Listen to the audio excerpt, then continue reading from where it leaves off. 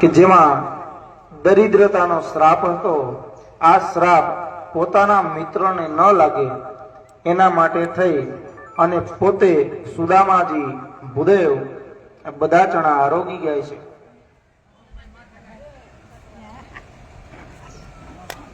એટલે આગળ હવે આપણે સુદામાજીની કથા કરશું. વિદ્યા અભ્યાસ પૂર્ણ થયો. ભગવાન કૃષ્ણના લગ્ન થયા, સુદામાજીના પણ લગ્ન થયા. બંને ઘણા વર્ષોથી બંનેનો મિલાપ નથી થયો. આ બાજુ ભગવાન કૃષ્ણ દ્વારકાધીશ બને છે અને સુદામાજીને આ શ્રાપ લાગવાને કારણે પોતાની દરિદ્રતા પ્રાપ્ત થાય. પણ પોતે સુદામાજી પોરબંદરના રહેવાસી. જોયું ને બધા પોરબંદર? સુદામાજીનું નાનું એવું ઘર. આ ઘરની અંદર સુદામાજી જપ તપ કરે અને પોતે સત્ય નિશ્ચય બ્રાહ્મણ, સત્યવાદી, જીતેન્દ્રિય અને ધર્મને જાણકાર, હંમેશા સત્ય બોલનાર, જીતેન્દ્રિય પોતાની દરેક ઇન્દ્રિયો ઉપર વિજય પામનાર.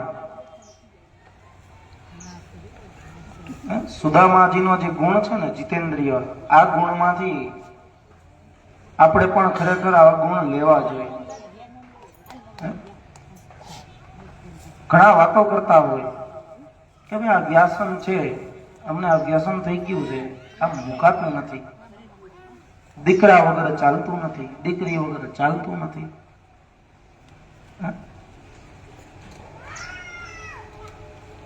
પણ સુદામાજીનો આ ગુણ લ્યો તો બધું સત્કાર થાય.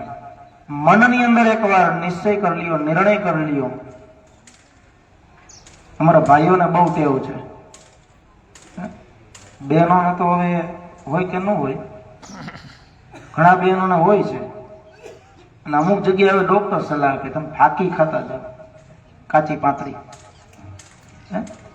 લો બીપી હાઈ બીપી થતા હોય અને બ્લડ જેનું જાડું હોય એને ડોક્ટર ખુદ એમ કે ભાઈ તમે સોપારીનું સેવન કરો એટલે બ્લડ છે ને તમારું પાતળું થઈ જાય. એના કરતા રોજ દોડવાનું હાલવાનું કહેતા હોય તો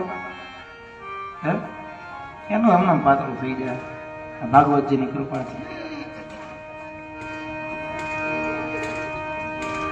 એટલે મનોબળ તમારું મજબૂત હોય, તમારા મન અને ઇન્દ્રિય ઉપર જો તમે કાબુ કરી લ્યો તો કોઈ એવી તાકાત નથી કે તમને આવી અને પોતાની તાકાત બતાવી જાય. ઇન્દ્ર શબ્દ લગાડ્યો, સ્વર્ગાધિપતિ ઇન્દ્ર. એટલે સુદામાજી છે તે જીતેન્દ્રિય હતા, સત્યવાદી હતા, ધર્મનું આચરણ કરનાર.